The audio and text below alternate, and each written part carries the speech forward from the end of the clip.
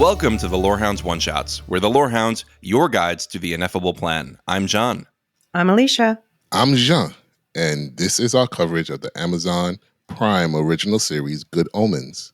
In this podcast, we'll be discussing the second season in full, breaking down the plot, the new characters, and the biblical references. Be sure to stick around to the end of the podcast for programming notes about our podcasting schedule for the rest of August. Quick housekeeping: for early and ad-free access and exclusive content, visit patreon.com/thelorehounds. If you're enjoying our content and want to give us a leg up without subscribing, you can give us a rating or review on Apple Podcasts. Rating and reviews help people find us so that they have something to listen to besides Buddy Holly. The Lorehounds One-Shots are standalone episodes, so we won't be able to respond to your feedback about Good Omens on air, but feel free to write in to share your thoughts with us. Send emails to lorehounds@thelorehounds.com or head to our website and either use the voicemail feature or the contact form. You can also post a message on our Discord server, and we can include those as well. Links in the show notes. All right, so this is a one-shot. We put out an all-call. The bat signal went up. Who's watching Good Omens in the Lorehounds family? And I am. you two responded. Yes, So we thanks did. for being here. Oh, thanks for having us. Yeah, so you two usually cover MCU stuff on our main feed. Elysia, you've got your Wool Shift Dust feed. I know you're coming up with some Dune stuff. Yeah, I mean, I guess in general, I love fantasy, sci-fi, horror, and this falls firmly within at least one, if not two of those. Mm-hmm. Yeah. Jean, what's your history with the series? I just like all things fantasy, all things sci-fi, all things comics. So yeah, this is definitely in my wheelhouse. Are you a Gaiman fan generally, or is this I your am first? a big gamer. Okay. I'm Gaiman. Oh, Not video games. I said gamer. I'm a gamer, bro. Not sure why it's relevant, but I am. Yeah, I was like, he's like, so Halo is. Yeah, let's go. I'm ready to do that too. I love Gaiman. Gaiman is a great writer, and this series is really cool, and I think it just shows that you can bring some of the lesser known stories to the screen and make it work. So yeah. Cool. Elysia, you and I had a little bit of a debate over Neil Gaiman on the Discord. What's your opinion on him? Well, I don't think. I mean, you compared him with George Lucas, and I said I see where you're coming from, but I don't agree. Not to degree, at least. I think that he's good at creating atmosphere, and that's most of his stories are rather atmospheric. And then, this was obviously the first season was based on the book with Terry Pratchett. So that brings like an entirely different angle to it. And yeah, maybe this is my favorite Neil Gaiman thing, but I love his other stuff too. Okay. Except, the American Gods adaptation, they lost me in the second season. Oh yeah, absolutely. But I never checked it out. He wasn't as deeply involved in that one, especially not after the first season. So the first season was awesome. Yeah. All right, I'm ready to bring in some slander. I read Good Omens. So I've read 4 books by Neil Gaiman. I've read American Gods, Neverwhere, Good Omens, and Norse mythology. And that's the best one. I only liked Neverwhere out of those 4. In fact, I disliked Good Omens so much. I thought it was so boring that I did not pick up a Terry Pratchett book for another 5 years. Whoa! Wow. I never knew anything about Pratchett. This was my first exposure to him, and I was like, he's a comedy writer. I found this so unfunny. How am I ever going to enjoy this? Now I've read a few Discworld books. I love Terry Pratchett, and I do like Neil Gaiman a lot. The more I listen to him in interviews, the more I go, wow, this guy's really intelligent. He thinks very deeply about storytelling. He's very well read on mythology. He's just such an interesting guy. He's a very kind man. And then I watched The Sandman. That was great. I watched Good Omens season 1. I loved the series, even though I didn't really care for the book. Okay. And I honestly, I've come to this place where I think Neil Gaiman is a really good ideas guy for TV, for film and TV, rather than someone I like to read the novels of. And I'm not if you like Neil Gaiman, go ahead and read Neil Mm-hmm. Gaiman. I'm just saying he's not maybe my cup of tea. I see your point, because he's really good at like painting pictures. He's really good at creating atmosphere and settings. And have you guys read the comics that he's written? Like, have you read the Sandman? Have you read like the Eternals run that he had? No, I didn't. Which I loved the Eternals movie, so I need to read that, because it's got to be a Marvel Unlimited, right? It is. His Eternals run was really good. The Sandman is that's one of the best ever. comic stories ever. I think I would like it better because it's more visual and it's more big idea. Yeah. And he just released an audio version of it that's like full production values, and How does that work with a comic? Is it like audio descriptions and everything? Yeah, I mean, it's basically like an audio drama, but for people who are blind, that's I have a blind friend who actually listens to this podcast, who is always saying, I feel like I missed out on so many comics growing up, and this is the way to experience them. Yeah. I was just curious if they're describing the images or anything, or if they're more just reciting the lines. No, I mean, like full drama with sound effects and everything. But sorry, Jean, I interrupted you. No interruption. No sorry needed. But just I'm firmly a comics guy. So I think everything that I've read from him has started out in the comics, and it's pretty hard for me to be like to shake my confidence in what he does, because the comics are so great. You know what I mean? Yeah. So whenever I hear something from him is coming out, or he's doing something, it's always going to be at the top of my list, because some of those comics that he's written have been, like tremendous stories and tremendous world building and things of that nature. So definitely, he's one of my faves. When I heard that this series was coming out, the first season, I heard that David Tennant was going to be in it with Michael Sheen, and I basically giggled with excitement. Because David Tennant, I don't get starstruck easily. With my career, I used to do audio production. I've met a few pretty famous musicians, and I was always like, they're normal people, right? Mm-hmm. It does not usually hit me. David Tennant is a different story. Mm-hmm. I don't know. I get in a room with him and I'll be like, I'll basically be a Aziraphale in how weird and awkward he is. Mm-hmm.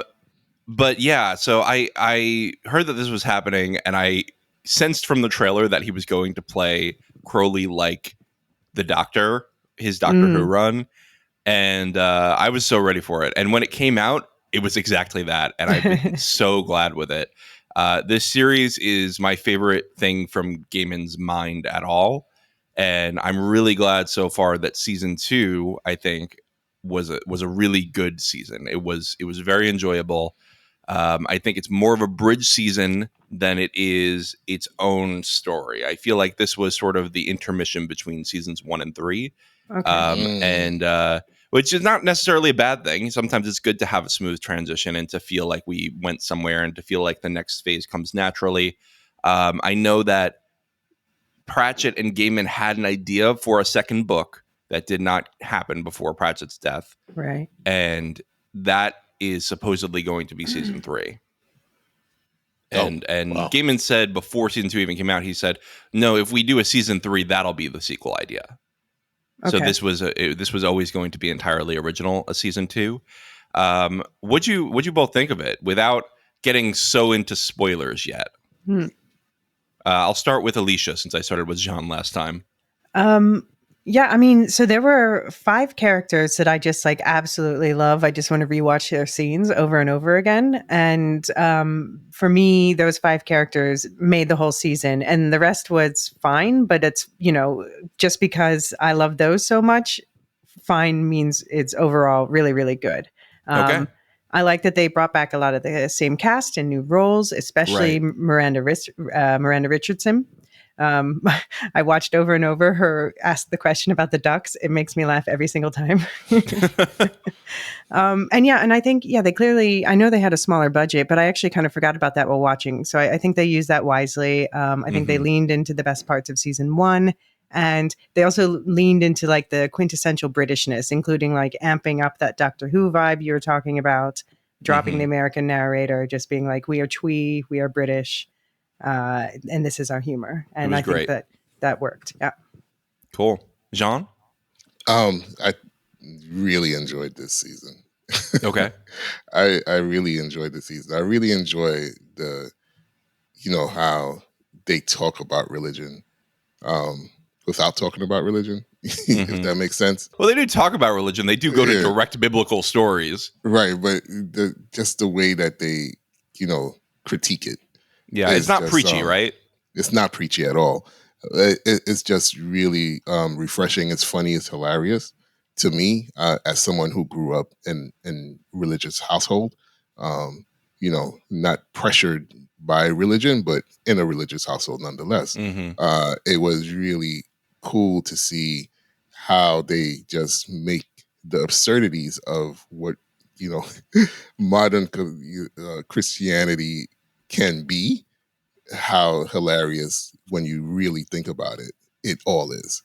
I'm such I'm a big fan of breaking down the way that they did it. Yeah, it was really cool. I just love the overarching theme of just breaking down this entire. I don't want to offend anyone, but I'm a recovering Catholic, so yeah. Yeah. I have a question for both of you in response to that, which is, does this series work if you were not raised in Christian soup? In some kind of, or any kind of Abrahamic tradition that will have a lot of these stories put in there. Yeah, I mean, like I love things that are based on like the 1001 Arabian Nights, and I wasn't raised in that tradition, but I still, I mean, I understand the trappings, but even if I didn't, they're just good stories. Okay, agree. All right, agree with that. Cool. All right, well, you've heard it here. If you are not Christian or Christian raised, this series still works for you. I think we've had enough spoiler-free talk. Why don't we issue a big spoiler warning here? If you haven't seen both seasons of Good Omens, leave, watch the show, come back. We'll be here for you. And now there's spoilers. Great. It's magic. Super fast watch. It's magic. Yeah, that was a super fast watch. All right. So what I've done here is I've summarized the series by the first 4 episodes, actually the first 5 episodes, and then the finale, because I think that the first 4 episodes kind of blended together for me. First 5-ish. Just this mishmash of flashbacks and, the Gabriel plot line. It all kind of told the same story. And then the finale felt like something special. So I do think that the finale was the strongest episode of the whole series. I think that they were largely biding time before they got there. So let's talk about most of the series first and talk about our different themes and discussion pieces for those. And then we'll talk about the finale and next steps. Sound good? Okay. But wait, I have to say, you say biding time. I say laying the groundwork. Okay. All right. Fair enough. We'll get there. Let me read the summary of these first 5 episodes. Having thwarted the apocalypse and being discarded by heaven and hell, Aziraphale and Crowley have settled into their quiet lives in London. Their peace is interrupted when a naked and amnesiac Supreme Archangel Gabriel appears at Aziraphale's door. Aziraphale gives Gabriel the nickname Jim and works with Crowley to hide Gabriel from both heaven and hell. Heaven spends most of the series trying to catch Aziraphale in a lie about using a miracle to cause his 2 neighbors, Maggie and Nina, to fall in love. Meanwhile, Crowley's replacement, Shax, leads an army of demons to Aziraphale's workshop to capture Gabriel. So, a lot happened here, and I left out the past flashbacks because I figured we can bring those in as we go. First of all, this premise, what's the thought about it, Jean? Yeah, I loved it. You loved Amnesiac Gabriel? I keep saying Galadriel almost. John Hamm is so good in this. He is. Yeah. He's a treasure. I just love his portrayal of Gabriel being a dunce, but not a dunce, and just understanding that his memories are gone. The way he plays this role, he's setting up everything for everyone. You know what I mean? All the comedic flashes that you get in these first couple of episodes, I think Ham is just laying into it, and he does a great job. I was really invested in the story because I wanted to know what happened. How did he lose his memory? What's going on? So it drew me in from the very beginning. When everybody stopped and gawked at the naked man walking down the street, I was like, okay, what's going on here? What are we doing in this series, in this season? So yeah, I was totally on board with Gabriel being lost and with found Jim at the same time. Jim, with Jim right. being We love lost Jim. and found. Yeah. Jimmy boy. Jim, Elysia. short for James. Some people call me Gabriel. I mean, I think this just shows like that the writers and the directors, they just had a really good understanding of who they had in front of him, because we've seen John Hamm do this sort of humor, for instance, on Saturday Night Live, and this is like he's brilliant at it. But in movies, it's underutilized, and they're like, well, we're just going to lean into that, and I think that was perfect, because in the first season, Gabriel, I don't know, I didn't really like John Hamm per se as a villain. Like I'm not supposed to like him, but it was just kind of like fine, whatever. But now I loved him this season. He was one of the highlights. Right. Gabriel, of course, a character not in the book at all. He is added to the show, and we get his replacement. We get who he replaced at the end of this season. But so Gabriel was actually the Metatron in the book. Right. And Metatron's supposed to be a dick. Yeah. Right. Yeah. Everyone just accepts that the Metatron is a dick. Oh, the Metatron's here. Everyone cower. I really loved alphabetizing by the first letter of the first word in the book. Yeah, it was hilarious. That was so stupid and funny. I also love Aziraphale's reaction. Why would you just fine? You're busy. Go. It's like dealing with a toddler, right? Yes. Yeah, exactly. Okay, you're busy. It's a busy. pointless task. Just fine. But You're also not hurting anyone. They laid the groundwork really well with like some of the stupid things about flies and stuff. Well, okay, I did. As soon as I saw the fly, I was like, Beelzebub? I don't know. That's, but they just the little silly things that he would say, it took a while for them to add up, but they were laying the groundwork from the first episode for the eventual reveals. Right. Yeah. Yeah. It did make sense once you knew what was happening. I could tell, obviously, his memories were in the matchbox or whatever it was. Right. But I did not put together the fly thing until Neither I did saw I. Beelzebub. Yeah. So did I. I was lost. They recast Beelzebub too. Yeah. That was a new face. I wonder why. I don't know the behind the scenes. I don't know. I mean, I think both actors portrayed it fine for me. Neither of them was my favorite of either season, but neither of them detracted from it. So. Yep. Shax, this new character. I know, Elysia, you wanted to talk about Shax. Yeah, I loved Shax. I mean, particularly at the beginning, but just the way Miranda Richardson delivers her lines. This is, because those lines delivered by another actor might, just fall completely flat. But her comedic timing, just the way she holds her composure, like I'm a Miranda Richards stan after this season. I like that. Yeah, she was the psychic in the first one, right? So she's what do we think about that? This whole, it was not just her, it was also Nina and Maggie were both nuns of the Chattering Order in the first season. I did you think that they were going to be linked in the second season? Because at first I was waiting for them to draw a connection, like, oh, okay, her business failed after that shootout on her property, and now she runs a coffee shop by Aziraphale, and I don't know. I don't know. They seem like such different characters to me. I wasn't distracted by it at all, personally. Okay. I liked it. Okay. Yeah, by episode 2 or 3, I was convinced, okay, these are different people. Fine. Let it go. Mm-hmm. John, you were going to say something? Yeah, I just assumed I went with the whole resetting of the universe thing. You know Okay. what I mean? So it was just like, all right, I've seen these people before, but they're not the same people because the universe changed. Well, you read comic books a lot, so it's Yeah, basically the that's same just thing. exactly. It happens all the time. So yeah, I'm just like, Right. okay, You just got to be able to cool. roll with it. Exactly. So I was all right with it. I thought I thought they did a good job of being different characters. They weren't the same that we saw in season one. You know, Right. Nina and Maggie were not the same characters. So I was cool with that. Speaking of Nina and Maggie, this was sort of the through line of the first few episodes. How did it go? What's the vibe on that? Did we want them shipped?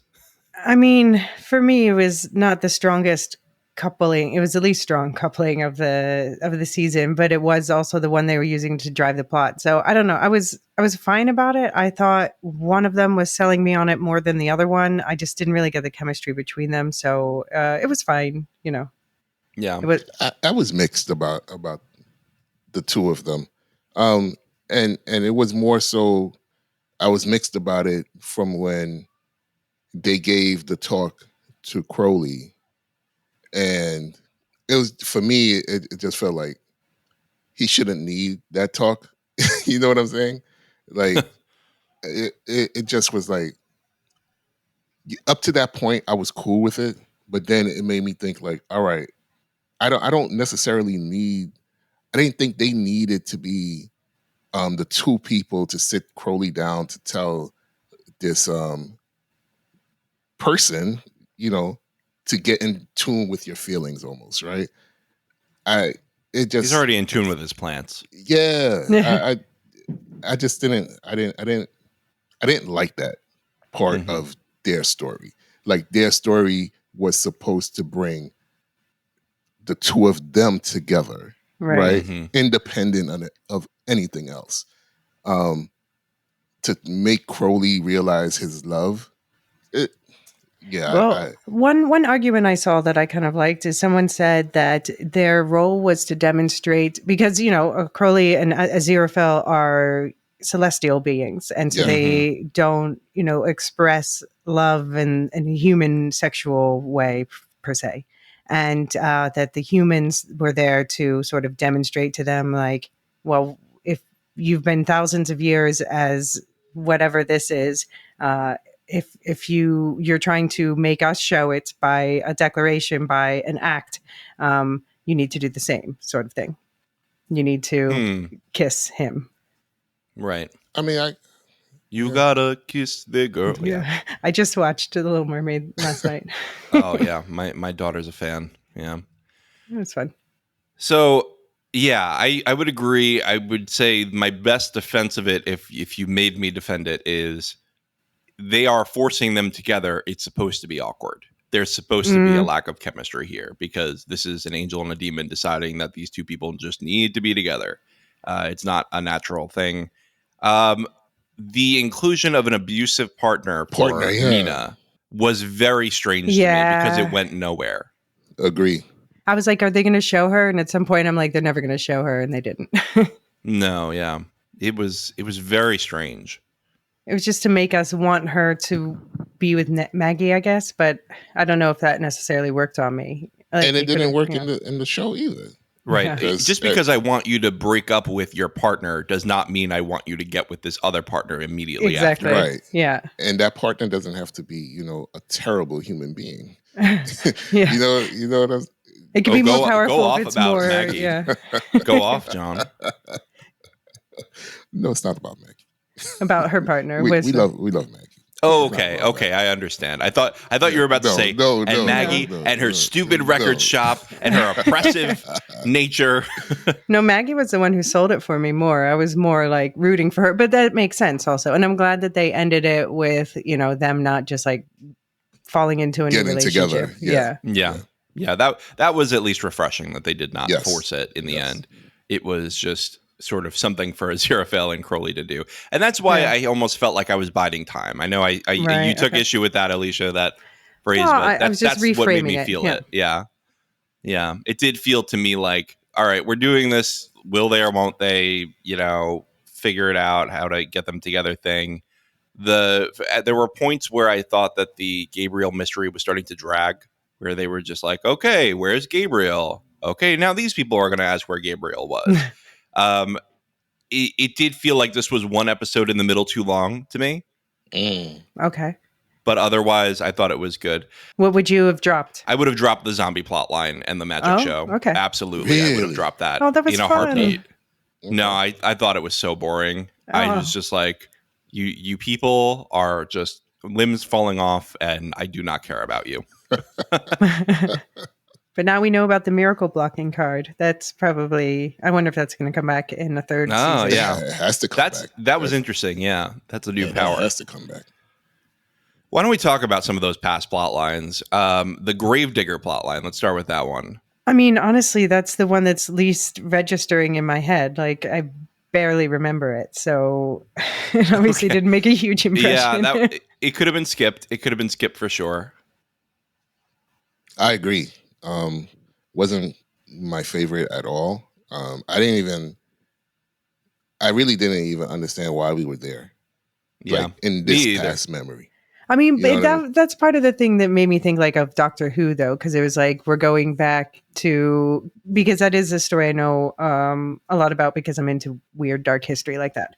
But it's, it was just we're going to go back to this moment in time, and it felt more like a purposeful episodic thing rather than they were trying to do a 6-hour movie.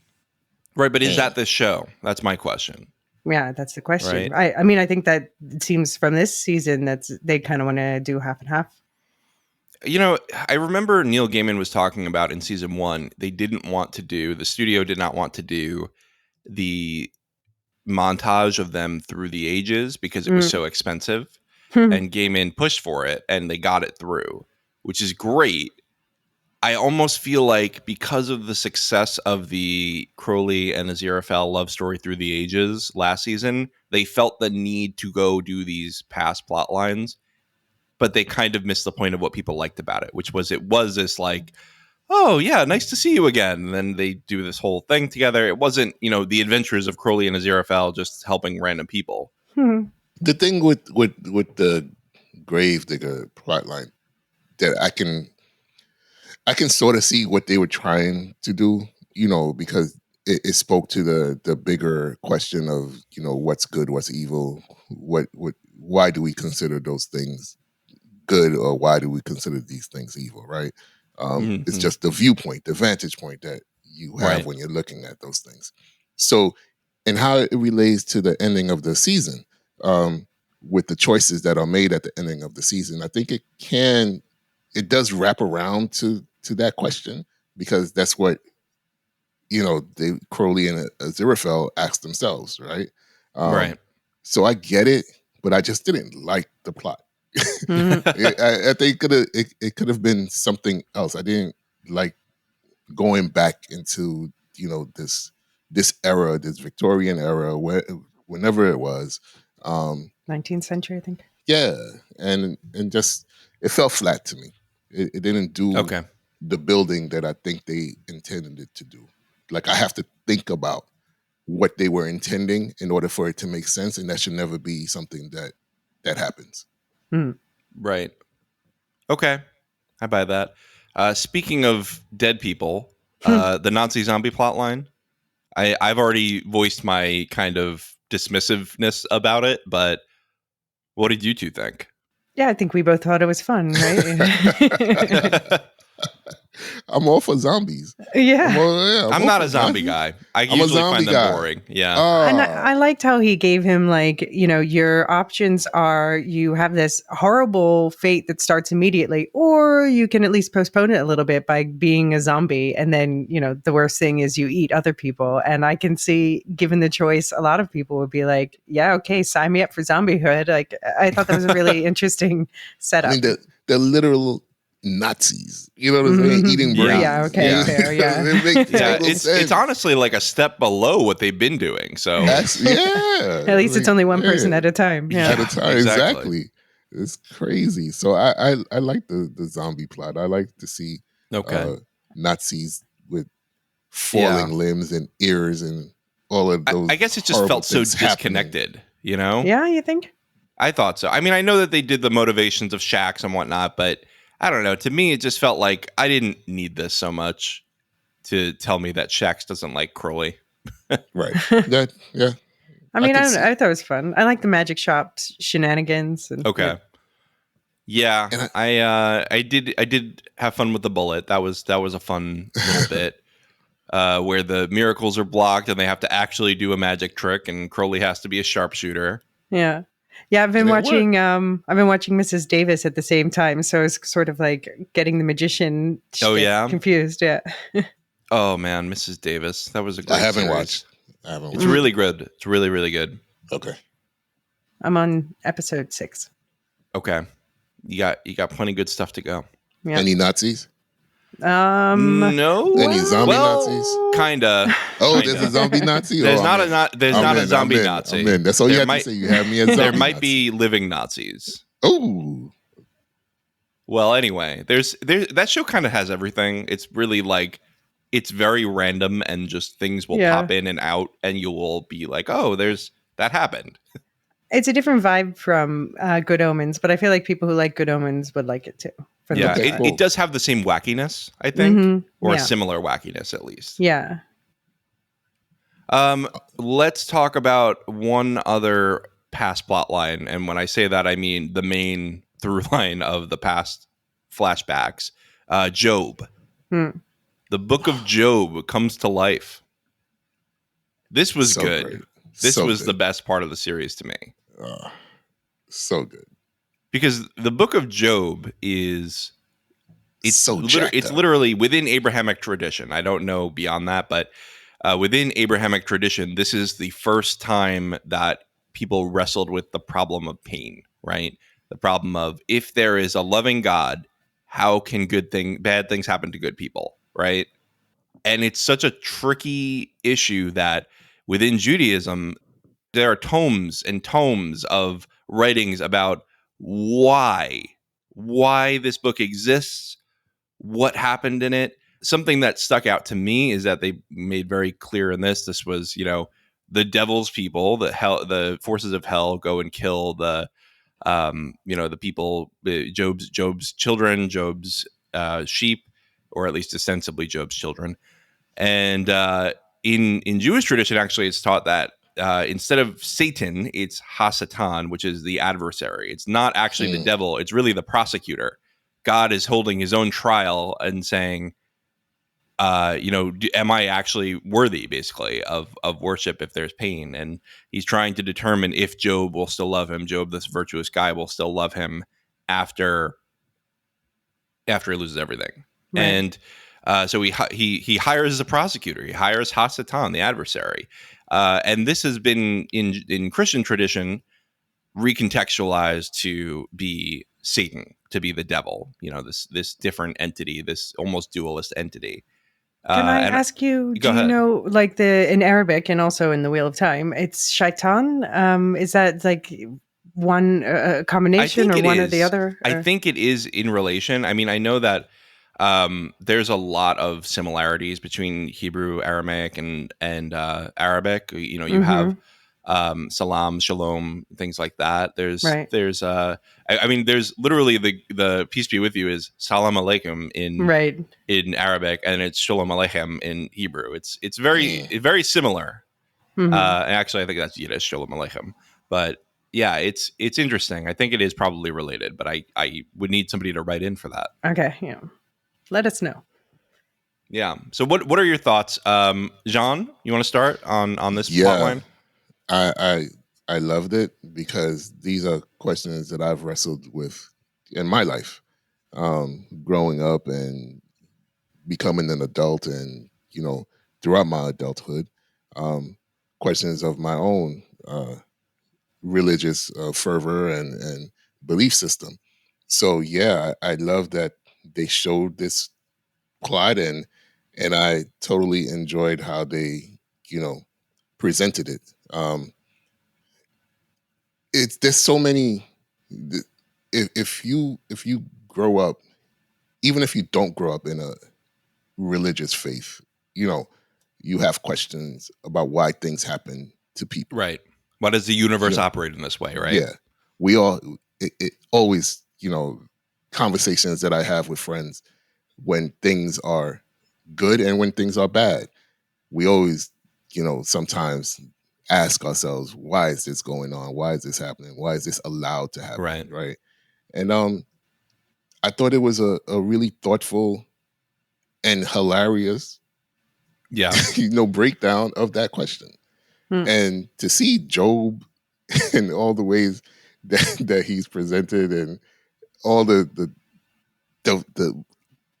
tiniest, the most hilarious part of it all to me was when they were the angels, when Gabriel was like, yeah, that's how babies are made. Right. Like having no idea of how it actually works. Right. And did Eve come out as a baby? No, she was an adult. Right. And just having no knowledge of how it works. And then pretending to have a knowledge of how it works just to appear knowledgeable, right? Just to appear like I'm in control, I have this under control. It's just great for me because at points in my life, I always question people who say they have the answers, but find out that they really didn't have the answers, right? They always presented like, yeah, this is how it's supposed to be, and this is why. And then doing my own little bit of living, actually found out that, oh my gosh, no, this is not actually a fact. And I thought that was a great way to show that people who say they know don't always know. And it's just good viewing. Like this is something when my kid is a little bit older, I'll show him this episode. Right? I'll let him watch this episode because it makes you want to understand how people who say they have authority over things don't always have the right answers. I like that. And maybe your kid will ask to be a lizard, just like the little girl. A blue lizard. A blue lizard. Lizard. Well, but can I be? Oh, yeah. All right. Exactly. That's the greatest question, in that right? Scene too, yeah. Isn't that the greatest question? Yeah. Oh, you don't want, but can I be?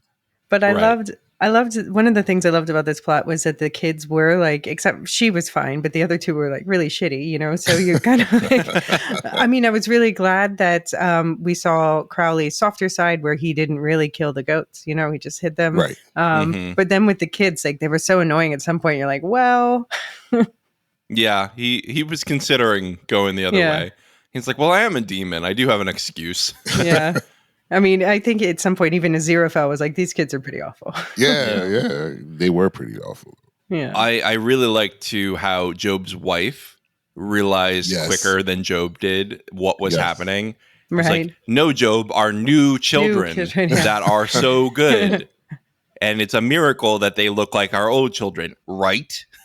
Kicks him, basically. That was great. The whole scene, the whole episode was, I thought it was very well acted. And again, just, I really appreciate like the questions that good writing and good scenes make you ask.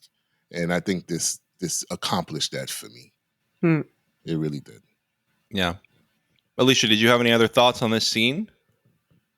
No, I mean, I think you're right. I didn't think about it as like the centerpiece for the first part of the show until you said that. But that I think you're right. And I think because it showed, it brings together both of their moralities and how they actually are. Right. One might be an angel, one might be a demon, but they're both walking that fine line in the middle, which, it's probably ideal. Right. Yeah. Yeah.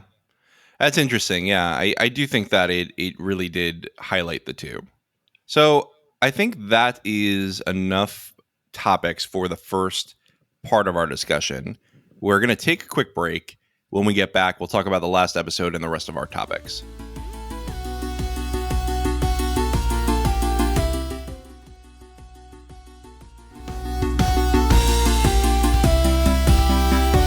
And we're back. All right, so let me read a synopsis before we get going on the rest of our discussion. In the finale, the demons are fought off and the forces of heaven and hell look on as Gabriel receives his memory back. It is revealed that Gabriel and Beelzebub fell in love, and Beelzebub stored Gabriel's memory in a fly. They go off to a distant planet to enjoy their lives together with the blessing of the Metatron, who appears just in time to save them from smiting. The Metatron then offers Aziraphale the job of Supreme Archangel and the ability to reinstate Crowley as an angel. Aziraphale excitedly shares this with Crowley, who refuses the pardon. He then tells Aziraphale that they could have been an us and kisses him. Crowley drives off, leaving Aziraphale with the assignment of organizing the Second Coming. This was, to me, the best episode of the season. I thought it tied up really well. Again, I think we took a while getting there, but once we got there, I was really happy. I enjoyed the journey, but it was a very solid, well thought out, well planned, well executed destination. It was. I'll let you start, Elysia. Pick a topic that we'll go into first. I guess it just, we talked about the kiss. And I think one of the things that people are talking about the most on Twitter, at least, I'm still calling it Twitter, I don't care, is that final look at the end when Aziraphale's going up in the elevator during the credits, and we see Crowley driving, and Crowley looks devastated, and Aziraphale's almost got this smile of excitement because he's about to be the freaking archangel. Right. He's like about to be president of heaven. Exactly. and so a lot of people want to think, because before that, the Metatron gave him a coffee, and people are like, well, maybe he drugged it or did something to manipulate him. But I want to ask you, do you guys, it's clear what I think. I think that it's the better story if Aziraphale was manipulated and not, mind warped or whatever. Yes. And I think it's only a sad ending if we don't get a third season. If we get a third season, it's the perfect setup to have him on the inside. With regret. And yeah, because I always wanted to see more of the heaven politics. I always thought that was a fascinating part of the show. And we don't get enough of it. We do get more of it this season. We get more of the Council of Archangels, I guess. But I don't know. I definitely, of course, there was sexual tension between the two of them for the entire series. Right. I don't think that anyone would argue with that. Someone killed my best friend was such a great scene in season 1. And I'm kind of glad they made it explicit now. Crowley is just, it's not, they're not going to dance around it anymore. It's kind of, do you know the story of the movie Hook and how they played Hook and Shmi? No. Someone on set, I think it might have been the director, but I'm not slandering anybody here. It might have been somebody else. Somebody on the set was very homophobic. And so the actors for Hook and Shmi decided to play them as if they were secretly in love. Oh, wow. Nice. And so if you watch that, you can see a lot of romantic tension between them in the movie. And I almost got the same vibe of that with Crowley and Aziraphale before this kiss. Okay. Huh. I mean, but in this case, we're coming at it as more equals. Sure. Yeah. But do you think, so what do you think the living arrangements were? Because we know Crowley was keeping his plants in his car for some reason instead of just like in the freaking bookshop. But he was obviously, it's not like he was sitting in his car all the time. Yeah, I don't know. I mean, I think he was in his car. Right? He doesn't sleep, so he's probably just walking around being angsty, sitting on a bench saying, what's even the point? Yeah. Well, he was Gabriel sitting. Good question. That's actually, I didn't even bring this up when it happened, but the beginning of the series where it opens up, the beginning of the season rather, where it opens up and Crowley goes, what's even the point? It's so like, okay, we stopped the apocalypse. We stopped Armageddon. Did there need to be a season 2 is a lot of people's questions going in, right? And Crowley just says it outright. What's the point? What's the point of doing this? And I think that really sort of diffused the tension of, will this live up to season 1 right away? I didn't have a question of why we needed a season 2. I kind of did. I didn't either. I didn't. look, I love the story. I think that it was really good, and I think it wrapped up really well. I think I would have Yeah, been very okay. satisfied It without could have been a Absolutely. satisfying ending, but Absolutely. as soon as they announced season 2, I'm like, okay, sign Oh me yeah, up, I'm in. You know, You yeah, know, I don't need a reason to be in. I'm in. yeah, You know what I'm saying? I was only vaguely aware season 2 was coming, and so Yeah. they Really? said it dropped, and I went, "Oh my god!" Now and sorry, or "Oh my Supreme Archangel." Yeah, but I mean, I did feel like a reboot in some ways, especially since, they recast some of the same actors. But Okay, we did, the one thing that kept through is the central relationship that we had built. And I think right. that they wisely were like, this is the show. It's actually Yeah. about these two and Right. their romance. Let's just go for it. And I'm glad that they did that. I think in the final episode, for me, Gabriel and Beelzebub, their story was, I liked it, um, and I liked that they left for, where did they go to? Alpha Centauri, planet Yeah. Alpha Centauri, Yeah, something crazy.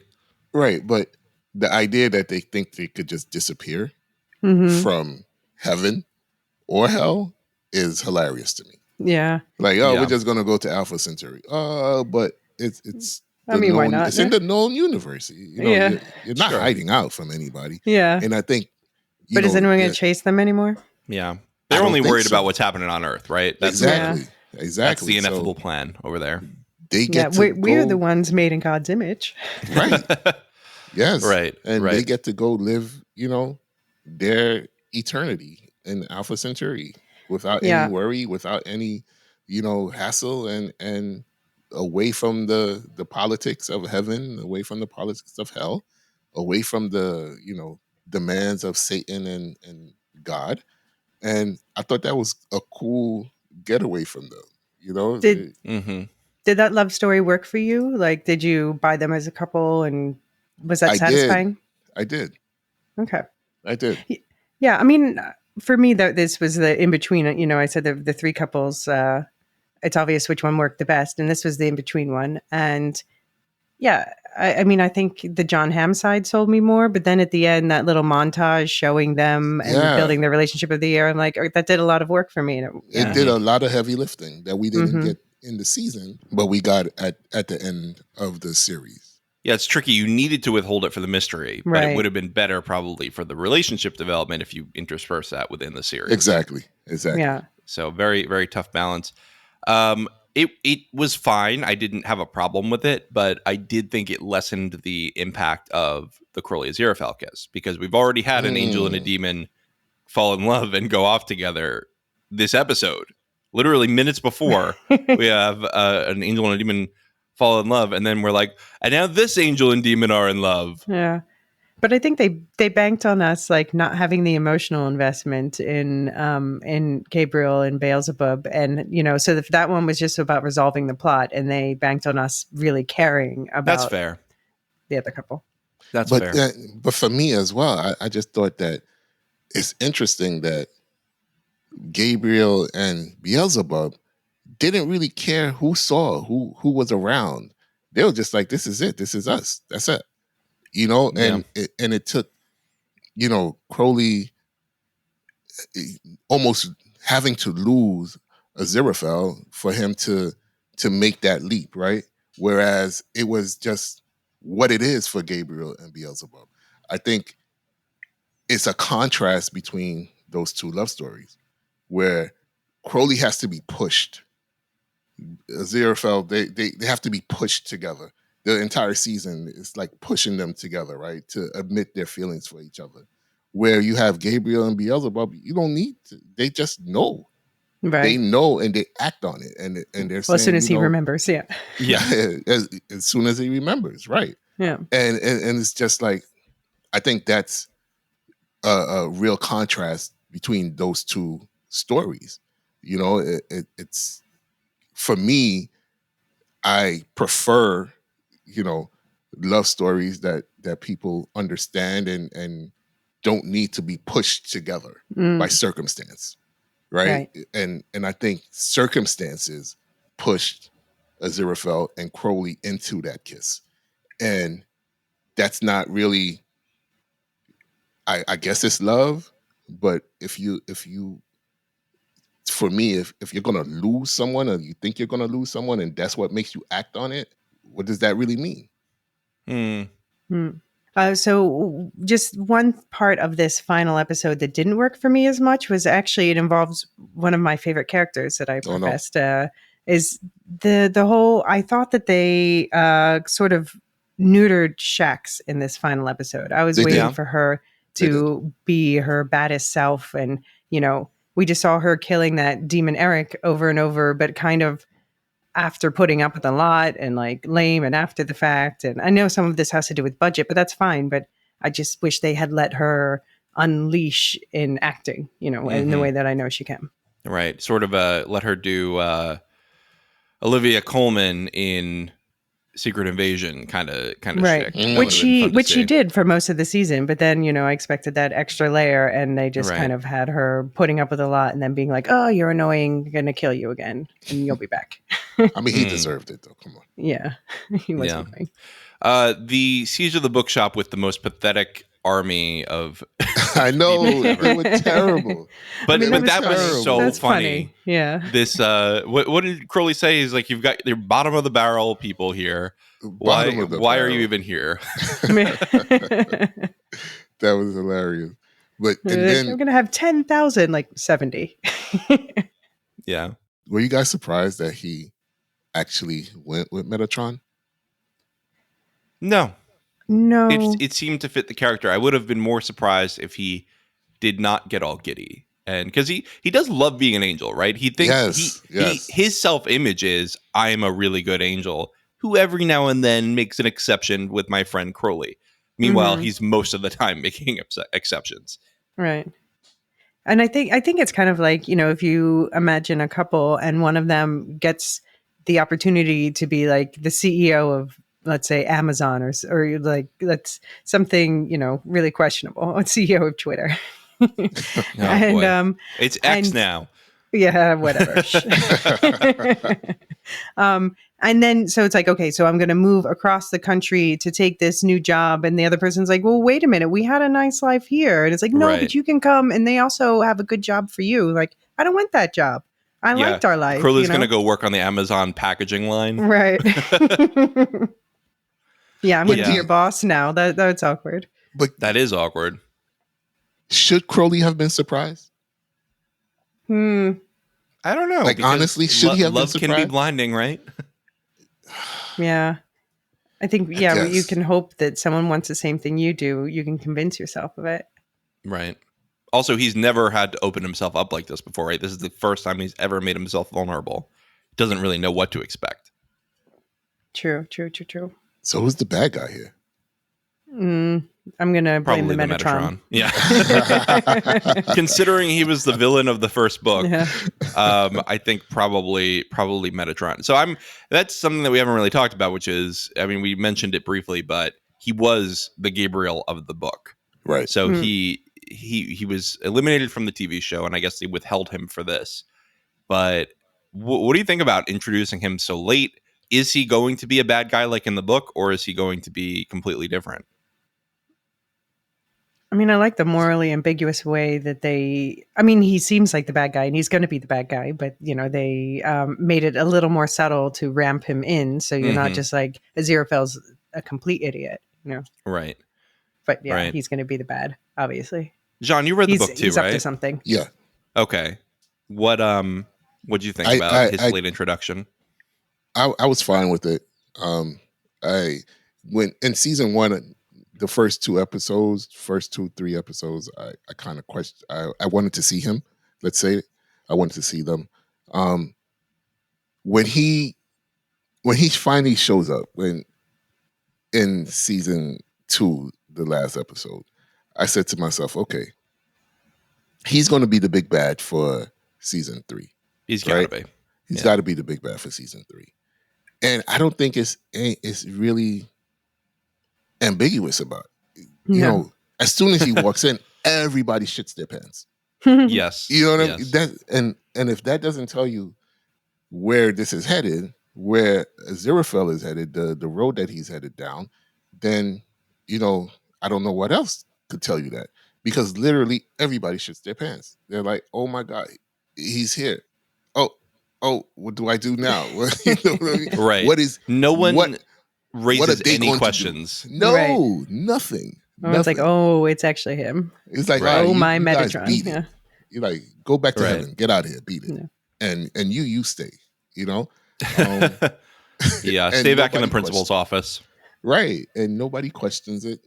These are angels that we're dealing with, some of the most powerful beings in that universe, right? In the universe that we're inhabiting, and they without question cower as soon as the Metatron shows up. So, have either of you watched Supernatural? yes. I've watched the first 6 seasons of it, and then I fell off. But Okay, I'm familiar with quite a lot of the biblical angel versus demon kind of stuff. But it's also, a lot of Supernatural fans, as soon as you bring up that name, we're like, oh, boo, his, not him. Right. So it adds an extra reason that people are immediately just not going to like this character. Right. But I mean, he could be a great villain, and I hope he is. I love that they made him sort of this sweet old man who's going to cause trouble. Right. Aziraphale knows this. Yeah. He knows what exactly he's dealing with, right? And he still decides to take the job. Well, you know what it reminds me of is people in a previous U.S. presidential administration saying, well, Yes, I can change things from the inside. I can temper what's going on. I could be the guy on the inside. Yeah. Yeah, it didn't really work out very well, and I don't think Aziraphale's going to do any better. Yeah, we were just talking about that in the Wool breakdown for the Silo Book Club about a certain character who thinks oh, I can take on this role and learn all this stuff to change things from the inside. Yeah. It's an interesting. I think it's a good story to tell because it's such a moral question for everybody. I would want to do it that way for sure. Yeah.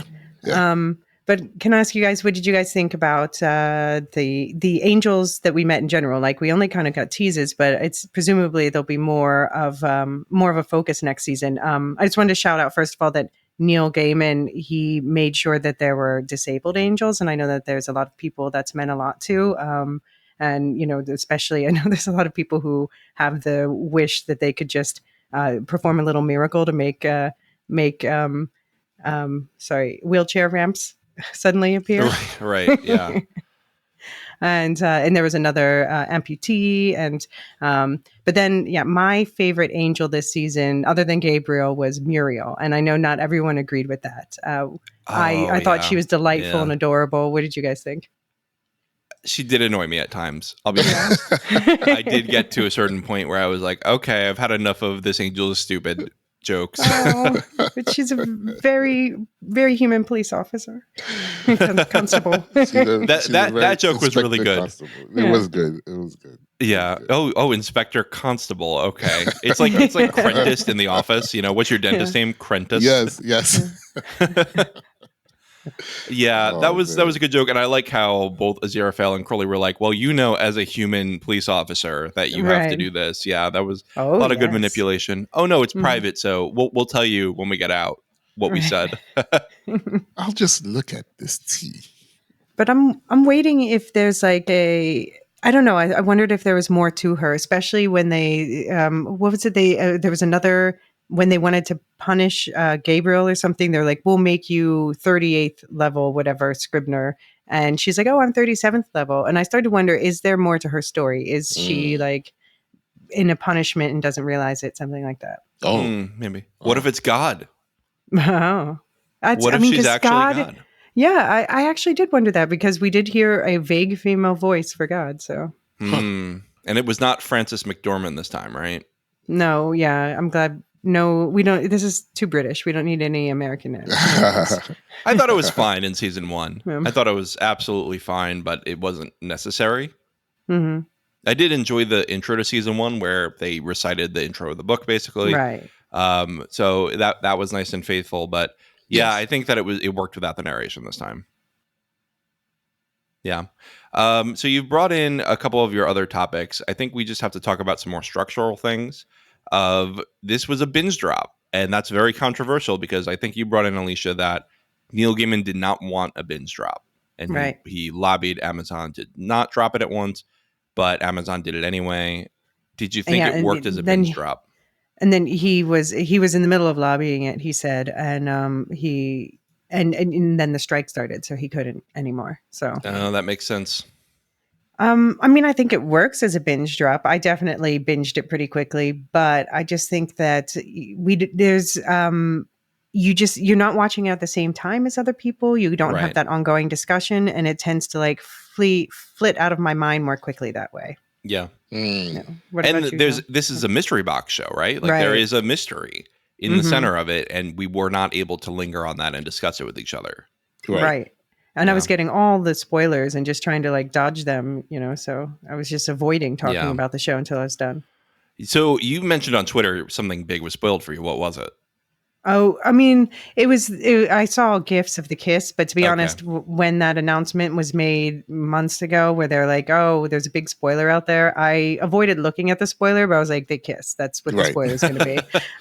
So I wasn't surprised. Okay. Jean, did you think it worked as a binge show? Yeah, I did. I'm a binger. Okay. I will raise my hand and say I am a binger.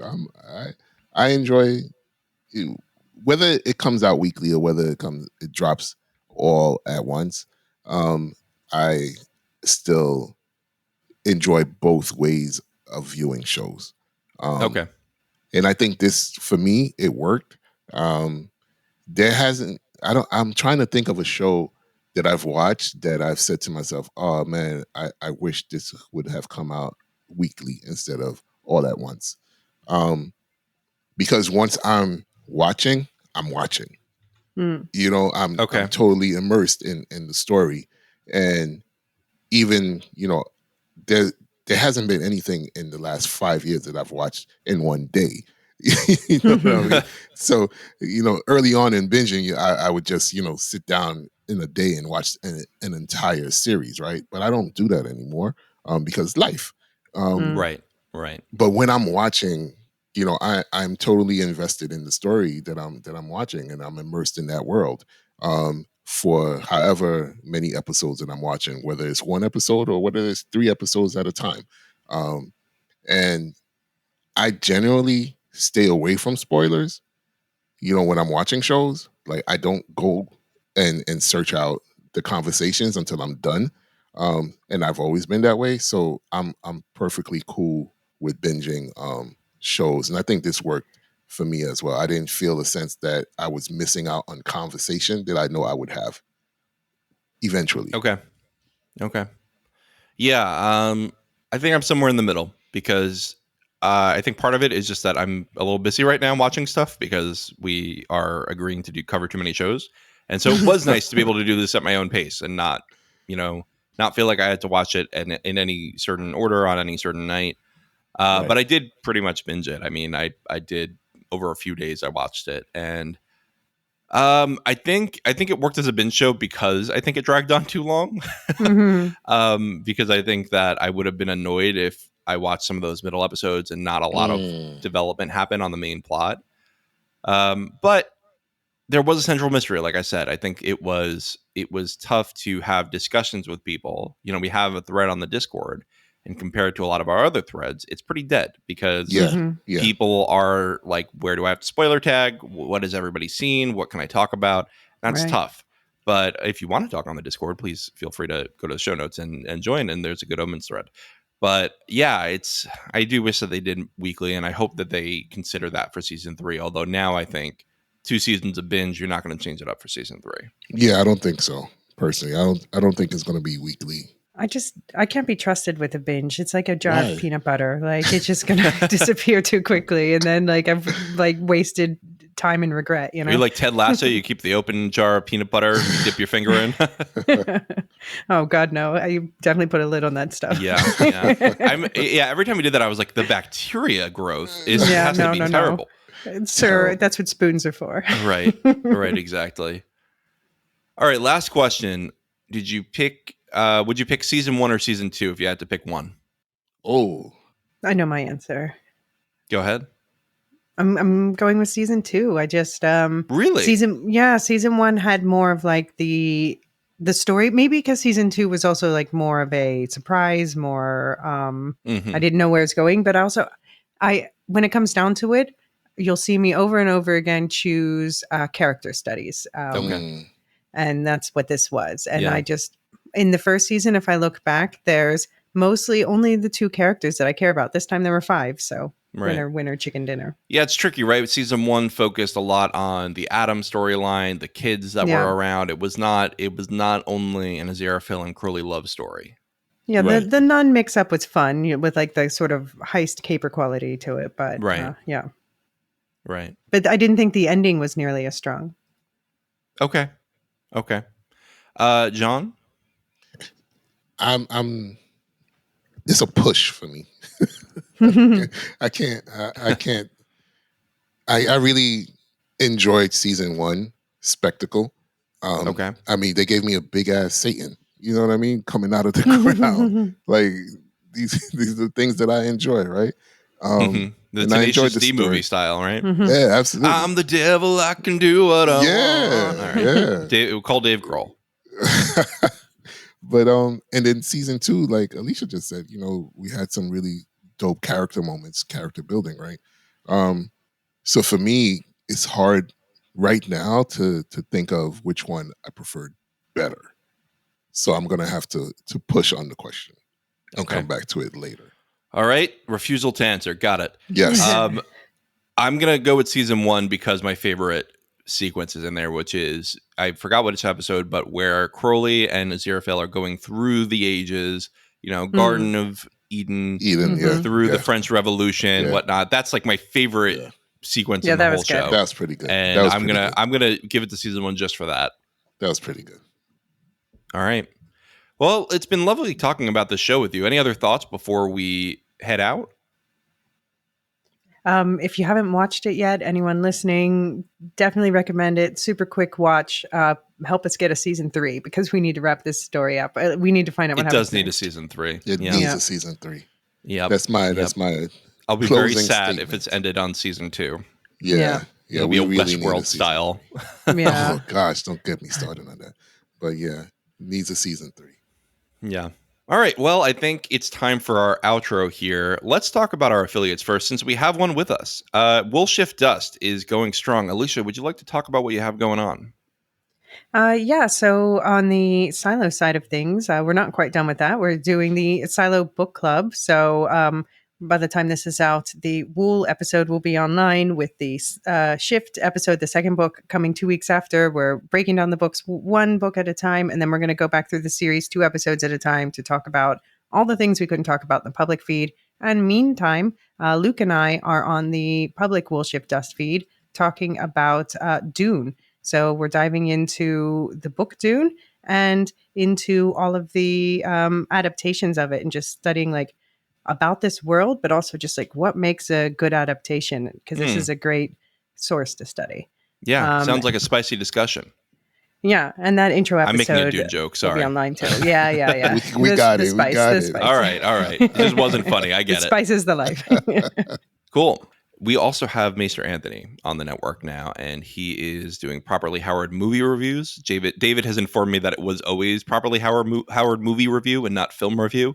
So apologies to all those who have searched that in their podcast feed and have not found anything. But we are expecting them to start up again on August 14th. I know they're starting up because I see it scheduled in our posting service. Howard the Duck they did in June. They're about to start White Men Can't Jump, Dune Part 1, RoboCop, The Wolfman, The Wicker Man. They've got a ton of remix going. They're a theologian and a stand-up comic walking into a podcast studio. It's hilarious. Elysia, you and I were on the Dune podcast. I think we had a fun time. Yeah, definitely. Yeah, you get a preview of what I really think of the 2021 movie. There you go. Yeah. Well, if you want those hot takes, head on over to Properly Howard Film Review, Properly Howard Movie Review. I'm going to start saying it right. You can find both Alicia's feed and Maester Anthony's feed in our show notes. As far as the Lorehounds, you two just wrapped up Secret Invasion with David.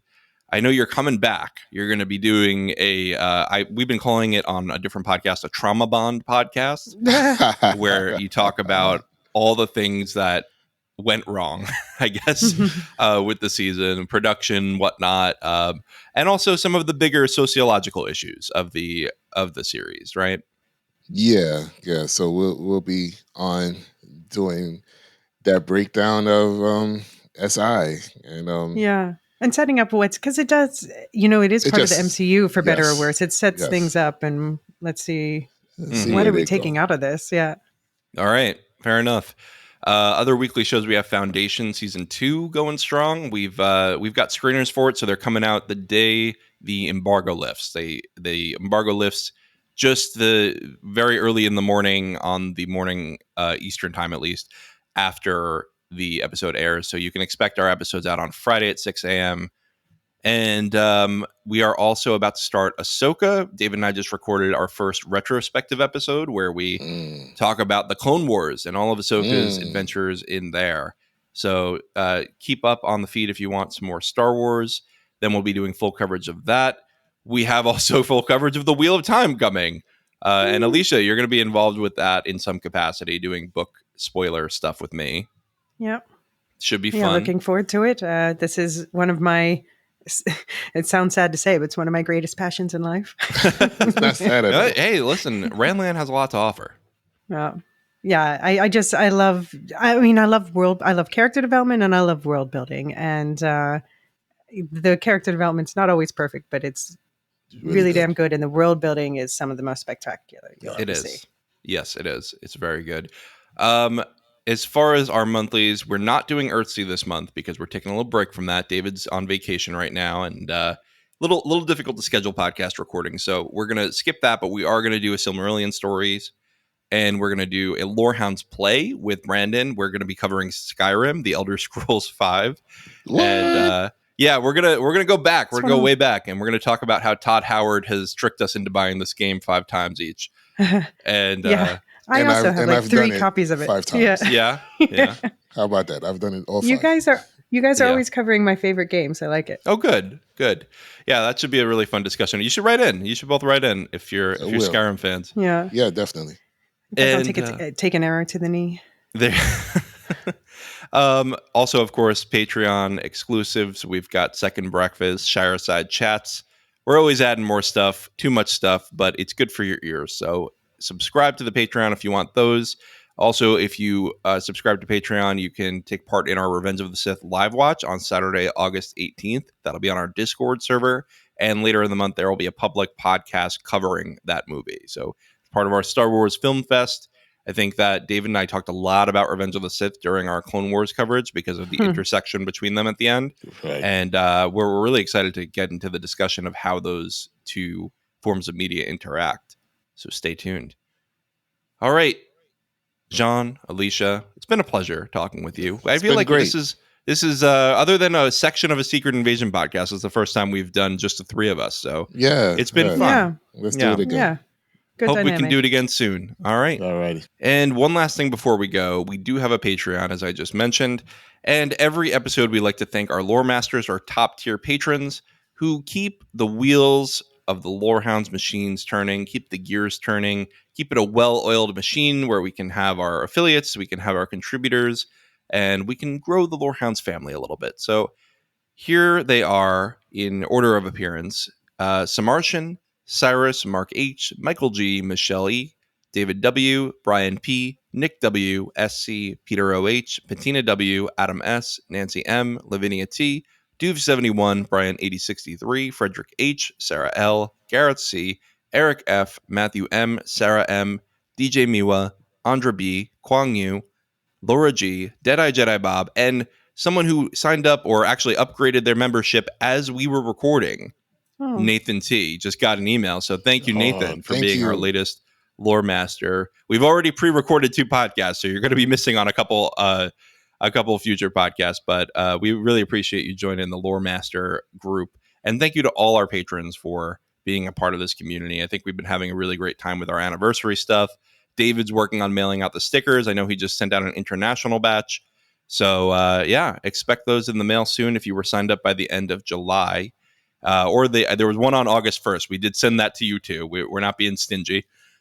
And yeah, it's been a great first year. I appreciate everybody for listening today, and we will see you on the next One Shot. The Lorehounds podcast is produced and published by the Lorehounds. You can send questions and feedback and voicemails at thelorehounds.com/contact. Get early and ad-free access to all Lorehounds podcasts at patreon.com/thelorehounds. Any opinions stated are ours personally and do not reflect the opinion of or belong to any employers or other entities. Thanks for listening.